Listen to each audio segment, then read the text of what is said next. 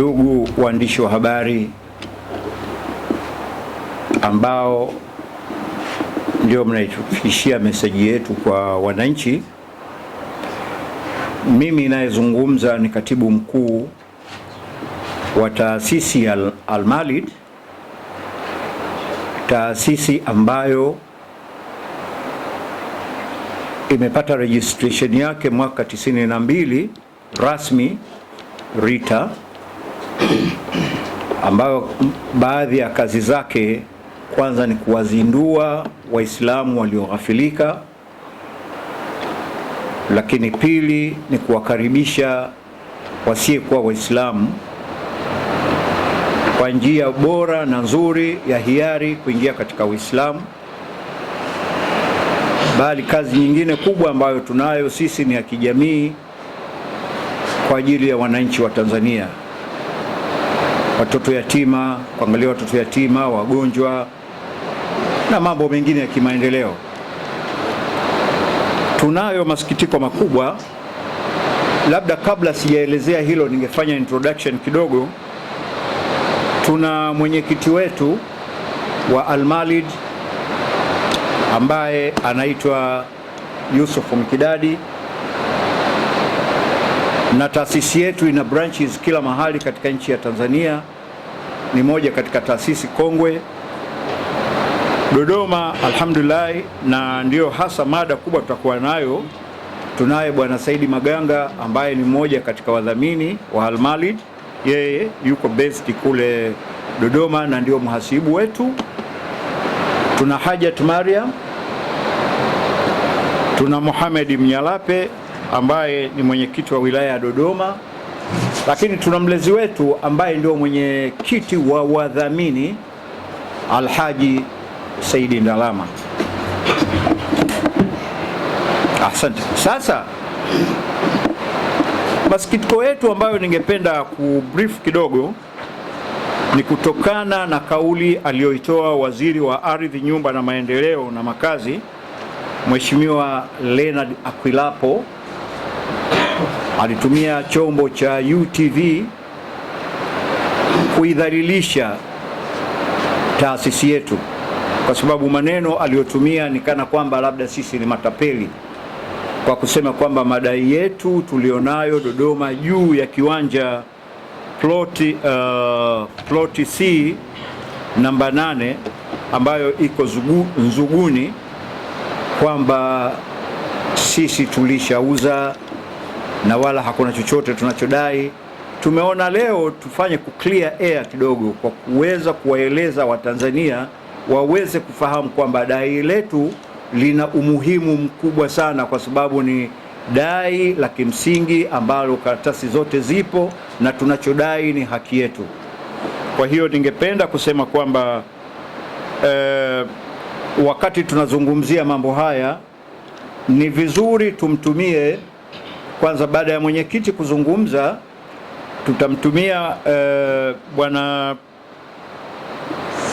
Bwana Saidi ambaye anatokea Dodoma kabisa, na tuweze kuonyesha dokumenti zote kuonyesha kwamba tunachokizungumza ni sahihi na huu ni wakati mwafaka, na kwa kweli sisi ni wadau wakubwa katika nchi hii katika maendeleo, kwa sababu hicho kiwanja tunachozungumza ni kiwanja ambacho kina karatasi zote, lakini kwa bahati mbaya watu wameanza kugawiana. Sasa tunataka kujua kwamba huu uchafu unatoka wapi. Sio kusema huyu bwana Leonard Akwilapo. Mimi nasema bwana Leonard Akwilapo kwa sababu siwezi kumuita mheshimiwa. Mheshimiwa ni mtu anapata taratibu za ajira yake inakwendaje. Akipata habari ni lazima awaite watu ambao wana share zile habari. Awaite wote, asikilize, alafu ndio azungumze, kwa sababu yeye ni mwajiriwa. Na mwajiri wake ni kwamba ni kiongozi wa nchi ambaye ni rais, na kiongozi wake ni waziri mkuu. Hii inafahamika hata mashaka. Lakini bwana Leonard Akwilapo amepata habari kutoka kwa watu ambao si watu wazuri kwenye nchi hii. Wizara ya Ardhi ni wizara nyeti sana. Wasipokuwa makini viongozi wa nchi kuwaweka watu waadilifu, hawa wanatimiza matatizo makubwa sana katika nchi hii. Katika wizara zenye kashfa na matatizo, wizara ya Ardhi. Lakini nakumbuka, kwa sababu mimi nilikuwa mtumishi wa serikali huko nyuma, kuanzia miaka ya 70 na kitu na kuanzia mpaka mwaka 80 kwa mwaka mwisho, wizara ya Ardhi ilikuwa chini ya waziri mkuu. kwa sababu zisizozulika, ili kila watu wapate riziki, ilikaonekana wizara ziongezeke. Lakini sasa bahati mbaya kuna mawaziri mpaka sasa hivi 7 wizara ardhi wameshabadilika hapa katikati. Lakini cha kushangaza kuna mtu anaitwa Fadhili ambaye ni yuko jiji, na mwingine anaitwa Matthew, huyu ni kamishna mkuu wa wizara ardhi. Mawaziri 7 wanakuja, Matthew yupo tu. Lakini anachokitengeneza, anatengeneza haki kwa watu au anatengeneza migogoro? Na kuna mtu mwingine anaitwa Hussein Sadiki Idi. Huyu ni deputy commissioner. Amediriki kuzungumza kwamba kiwanja hiki hamwezi kukipata kama nyinyi hiki kiwanja kinawasuni, mmeambiwa sijui na waziri mkuu Mwigulu Nchemba, naendeni mkachukue kiwanja. Hii kauli ya jeuri anaipata wapi watu?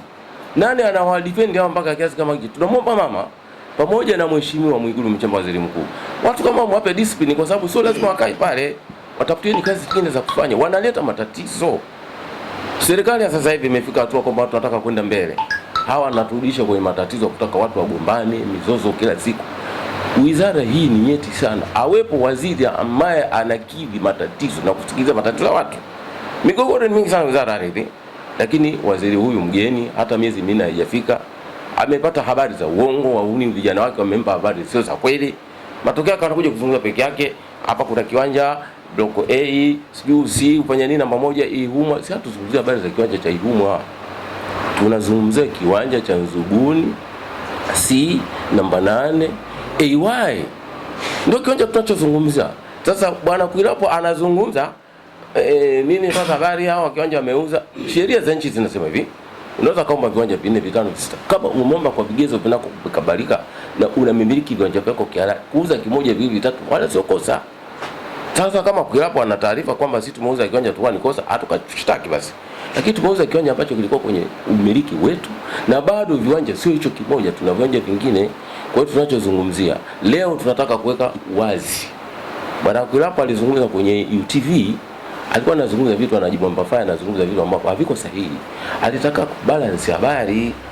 Angetuita sisi tunaohusika na kiwanja chetu, nyinyi mbona inaonekana kiwanja mliuza? Tungemwambia tuliuza kiwanja kipi. Tunachozungumzia sio hicho. Bado kiwanja hiki tumelipa milioni 138. Mpaka concert Rita wametuandikia tunayo. Na wao ndio waliandika barua kupeleka Rita kwamba wao bwana tunawatambua hiki kiwanja wanakimiliki kihalali. Leo bwana Kuilapo anazungumza ambalo habari story hazifanani.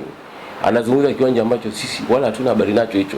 Habari kilikuwa cha kwetu, tulichamalizana nacho, na wala hatudaiwi na serikali, na wala hatudaiwi na wala tulomuuzia wala adaiwi. Sasa naomba tu afike mtu ambaye sasa hivi anazungumza document. Wana habari mzipeleke hizo document kama zilivyo, msiziedit, ziende kama zilivyo. Ili Kuilapo aone kwamba ile wizara iliyokwenda anataka awe mtaalamu sana na awe mtulivu sana. Vinginevyo itampa matatizo, kwa sababu anaweza akatafuta ukapeleka wizara nyingine akafanya kazi ambayo itafuatana na uwezo wake. Asiingie kwenye wizara ambayo hana uwezo nayo, anatengeneza matatizo baada ya kuondoa matatizo. Tunamwomba waziri mkuu, tumeanza kufuatilia nyendo yake, tunaona ni mtu yuko vizuri sana, anataka kujali matatizo ya watu na kutatua matatizo ya watu. Mama mwenyewe ndio tuzungumzie, anataka kwamba kero hizi ziondoke kabisa. Lakini sasa anakuja waziri anataka kero ndio ziende. Tunaomba serikali husika watu watafute kazi nyingine, kwa sababu anataka kutuharibia. Namkaribisha sasa hizi kiongozi ambaye anatoka Dodoma aje identify his document, ziende na Kuilapo aone kwamba alikuwa anamilishwa matango pori na hao akina Hussein Idi sijui akina nani sijui. Ndugu zangu waandishi wa habari, mimi kwa majina naitwa Saidi Maganga Makoe. Mimi ni mjumbe wa baraza la wadhamini Al-Marid Taifa na pia ndio mweka hazina wa Al-Marid. Mimi kazi yangu kwa leo ni rahisi sana tu, kwa sababu nimeipa jina siku ya leo, nimeilita leo ni Nyaraka Day. Leo ni Nyaraka Day, kwa maana ya kwamba leo tutaonyesha sehemu ndogo sana ya nyaraka hizi hapa, ambazo zitawaongoza nyewe waandishi wa habari kumuonyesha waziri kwamba katika taarifa iliyotoa taarifa kwa umma, la alidanganywa au na yeye kaingia kwenye dili. Yako mambo mawili tu, alidanganywa ama ameingia kwenye dili. Mzee na wewe chukua mgao, kwa sababu huwezi ukatangaza taarifa kwa umma hadharani kwamba Al-Marid hawana nyaraka yeyote. Unapotangaza kama waziri, ni lazima umeita faili, umeliona, kwa sababu mafaili yako pale kwenye ofisi zao yapo.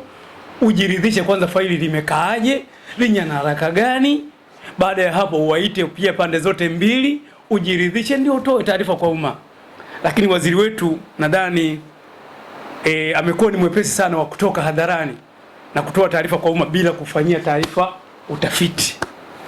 Mimi niombe kabla sijaendelea, kwa sababu viongozi wangu wakuu wameshasema ziko nyaraka zinazothibitisha umiliki wetu, na tunachokikosa sisi hapa kwenye nyaraka hizi ni hati peke yake, lakini nyaraka zingine zote ambazo zinathibitisha malipo yetu, zinathibitisha kila kitu tunacho hapa, ingawa leo utatoa nyaraka chache kwa sababu tuna mamia ya nyaraka kutoka kwenye ofisi za serikali. Katika nyaraka 10 ya kwetu 9 za serikali. Kwa hiyo niombe tu kwamba, kwa sababu ninaye kiongozi wangu hapa, katibu mkuu wa taasisi na ndio mtendaji mkuu wa taasisi, atakuwa anasoma barua moja baada ya nyingine, na akishaisoma, kwa sababu ziko chache tutamaliza sasa hivi tu, akishaisoma atawakabidhi na nyinyi mtapiga picha ama kopi na baadaye msitoe hewani. Ningependa kusoma ya kwanza, yani tutakuwa na nyaraka chache ambazo tutazionyesha hapa ambazo zinakwenda against aliyoyasema waziri kwamba sisi hatuna nyaraka yoyote. Hapa kuna barua ya tarehe 24 Novemba 2023 iliyoandikwa na ambayo imetoka ofisi ya mkurugenzi wa jiji mtaa wa CDA kwenda kwa kabidhi wasii mkuu Rita Tawa mtaa wa Simu. Kichwa cha habari nasema kiwanja namba 8 kitalu AY eneo la Nzuguni C jiji la Dodoma, na hiki ndio kiwanja chetu tunachozungumzia. Barua inasema hivi: tafadhali husika mada tajwa hapo juu. Kumbuka hii ni barua inatoka kwa ofisi ya mkurugenzi wa jiji. Ofisi ya mkurugenzi wa jiji inapenda kuitambulisha kwako taasisi ya Registered Trustees of Al-Markaz Al-Islami Litanbih Lighafilin fi Dini, ambayo ndio maana ya Al-Malid. Sanduku la posta hiyo hapo kuwa ndio wamiliki wa kiwanja tajwa waliopatiwa na halmashauri ya jiji la Dodoma baada ya upimaji uliofanywa na jiji kukamilika, na tayari walikwisha kamilisha malipo yote tulishakamilisha. Hii ni uthibitisho kutoka kwa ofisi ya mkurugenzi wa jiji, malipo yote stahiki ya kiwanja hicho kwa mujibu wa sheria. Hivyo tunawaleta kwako kwa ajili ya kupata kibali cha kumiliki ardhi. Baada ya kusoma hiyo, napenda tena kuonyesheni ramani ambayo ilifuatana pamoja na hii barua. Hii ni ramani kuonyesha kwamba hicho kiwanja kiko wapi hapo Nzuguni. Lakini kwa bahati mbaya kiwanja chenyewe sasa hivi umeingia watu wasiotakia mema taifa hili kuanza kugawana kiholela. Napenda vile vile kukuonyesheni concept ya kiwanja hii hapa. Kitu ambacho sasa hivi sisi bado tunalilia ni nini? Ni hati. Lakini kila kitu tunacho. Lakini waziri anathubutu kusimama na kuzungumza mambo ambayo hayaeleweki. Tunaona kabisa kwamba hapa kuna mchezo unachezwa, na ndio maana tunaiomba serikali yetu sikivu iweze kuyashughulikia masuala haya. Labda na concept yenyewe niisome, ingawa itakuwa na lugha kidogo ya Kizungu. Hii inatoka Rita Tawa kutukabidhi sisi Al-Malid, the Trustees Incorporation. Hii ni chini ya sheria ya Trustees Incorporation Act Cap 318 RE 2002. Inasema hivi: I acknowledge receipt of your letter with number wadhamini dated 28 November 2023 together with enclosures of herein. By my signature here too, I indicate my consent to the body corporate as named above. Nadhani inatosha hiyo. Hii ni consent ya kiwanja.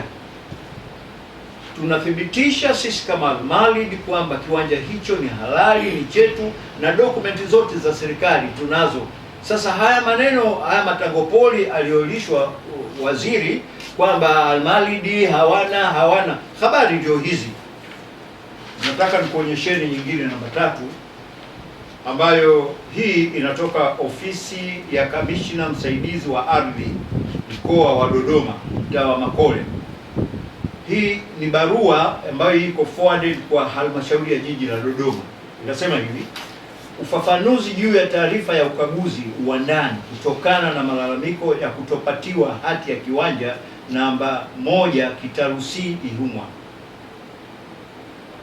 Tafadhali rejea barua yako yenye namba hizo ya tarehe hiyo, kwa kuwa hii inawasilisha marekebisho ya barua 9 Novemba 2023 yenye kumbukumbu namba hiyo inayohusu taarifa ya uwandani kama ifuatavyo. Kwa mujibu wa ramani iliyoambatanishwa inayotokana na kuainisha alama za majina ya nukta zilizorekodiwa kwenye eneo lililoonyeshwa na wawakilishi wa the trustees of Al-Malik, imethibitisha kuwa eneo ni kiwanja namba 8 na namba 9 Kitalu AY Nzuguni C, eneo rangi ya kijani kwenye ramani, kama ramani inavyosema hivi. Hasa jamani, tatizo liko wapi? Mbona wenzetu wanapokuwa wanaomba hivi vitu hawapati matatizo haya? Kuna nini hasa? Tunataka tupate ufumbuzi wa tatizo hili. Haya, tunapenda kuonyesheni barua nyingine ya 4. Hii ni risiti inatoka mji wa serikali Mtumba, mtaa wa TAMISEMI, sanduku la posta 1923 Dodoma. Hii ni ya tarehe 7 Novemba 2025 mwaka jana. Maombi ya kiwanja kwa ajili ya ujenzi wa chuo cha uuguzi, hospitali na makazi ya watumishi wa taasisi ya Al-Malik Dodoma. Hayo ndio malengo yetu katika kiwanja kile. Tumeandika hivi: ofisi ya Rais TAMISEMI imepokea barua kutoka Jumuiya ya Kiislamu ya Al-Markaz Al-Malik, kumbukumbu namba hiyo, kuhusu kutopatiwa nyaraka za umiliki wa kiwanja cha kujenga chuo cha uuguzi, hospitali ya nyumba na watumishi. Mamlaka ustawishaji makao makuu wakati huo ilipatia jumuiya tajwa kiwanja namba 1 Kitalu C kwenye eneo la Ihumwa kwa ajili ya ujenzi uliokusudiwa. Aidha, baada ya mamlaka ya ustawishaji makao makuu kuvunjwa, halmashauri ya jiji la Dodoma ilipatia taasisi hiyo kiwanja mbadala, kiwanja namba 8 Kitalu AY Nzuguni, namba 8 Kitalu AY Nzuguni C, ambapo mpaka sasa hakijapewa nyaraka za umiliki wake. Taarifa zaidi ya kina kutoka kwa mkurugenzi wa jiji la Dodoma kuhusu suala hilo na ulipatia ufumbuzi mapema ofisi ya Rais TAMISEMI ipate taarifa utekelezaji kabla haijafika tarehe 20 Novemba 25. Nashukuru kwa ushirikiano. Hii ni barua iliyoandikwa na Katibu Mkuu ambayo iko wazi, na huu ndio utaratibu wa kupata ardhi katika nchi yetu. Hakuna chochote tulichofanya zaidi ya kufata utaratibu, na tunachokifanya hapa ni kwa ajili ya kusaidia jamii, kuisaidia serikali katika mambo tofauti. Kwa hiyo sisi kama Al-Malik, na tukiwa na kundi kubwa la wana Al-Malik nchi nzima, kwa niaba ya Watanzania, sisi Waislamu wa Dodoma tuko tayari kwa kila hali kushirikiana na serikali kuwadhibiti kila ambaye tunamwona kwamba hafai, anaiharibia sifa serikali ya nchi hii. Kwa hiyo sisi ni mategemeo yetu, kwa sababu swala hili sasa hivi tunaona kama alivyosema mwenyekiti wangu, upande wa waziri mkuu wanabainisha kila kitu, na popote watakapotuhitaji sisi tutakwenda, tutaonyesha nyaraka zetu. Tumeshalipa pesa nyingi, na pesa hizo zimelipwa kwa installment ambazo zinazokusudiwa kutoa kwa ajili ya utaratibu wa kupata viwanja. Kwa hiyo sasa hivi sisi tunachohitaji, concept tunayo na dokumenti zote tunazo, isipokuwa kilichobakia sasa hivi ni hati. Na juzi hapa tulishangaa kuona pale kwenye kiwanja chetu tuna jirani yetu ambaye ni wanajeshi, wana kiwanja chao pale, na chenyewe kilianza kugaiwa hivyo kama chetu. Lakini wenzetu walichokifanya pale, wamefika pale wakabomoa ukuta uliokuwa umevunjwa, wakaweka utepe kwamba hiki kiwanja ni cha jeshi.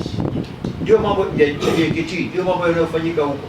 Lakini sasa sisi tunafuata utaratibu kwa sababu sisi ni raia, hatuwezi kutumia maguvu Kwa hiyo tuna matumaini makubwa kwamba swala letu litasikilizwa vizuri na mamlaka ili kuweza kuitafutia amani nchi hii, na tunaipongeza sana ofisi ya Waziri Mkuu kwa kazi anayoifanya katika kumsaidia mama yetu ili aweze kuongoza nchi hii jinsi inavyotakiwa.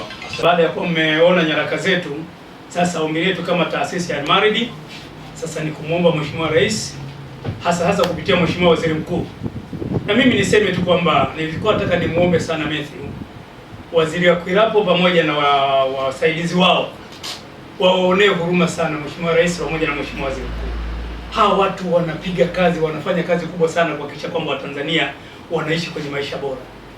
Lakini kumbe kuna watu wanakaa tu mle ofisini, kazi yao ni kupiga dili. Nimemwona Mheshimiwa Mwigulu juzi mpaka amepungua anapohangaika kuhangaikia Watanzania. Lakini kuna mengine anaandaa tu michoro ofisini, kazi ni kupiga dili. Mimi niombe serikali kama itaona inawezekana iunde hata tume. Sisi tuko tayari kuja kuleta nyaraka zetu kwenye tume kupata ukweli juu ya jambo hili, kwa sababu sisi tuko wazi, tuna kila kitu na hiki tunachokidai ni haki yetu. Kwa hiyo tumuombe Mheshimiwa Waziri Mkuu, na nashukuru kwamba alishaanza kuchukua hatua. Mimi naomba achukue hatua za dhati kutusaidia sisi kama raia wake, kama anavyofanya kazi ya kuwasaidia jamii nyingine ya Watanzania kwa ujumla. Kwa hiyo niseme, waandishi wa habari, naomba mufikishe ujumbe wetu huu, kilio chetu hiki kwa serikali na hasa kwa Mheshimiwa Waziri Mkuu atusaidie. Tunamuomba sana, kwa sababu Mheshimiwa Waziri wa Ardhi, kati ya haya mawili nilisema mwanzo, huenda mojawapo limefanyika. Kama hajalishwa matango poli na watoto wa Kariakoo na Hussein, basi mtu huyu atakuwa na yeye amepata mgao au ameahidiwa kitu fulani. Kati ya mawili mojawapo limefanyika. Kwa maana naiomba ofisi ya Waziri Mkuu iingilie kati. Yote kwa yote, waandishi wa habari, naomba niwashukuru sana, asanteni sana.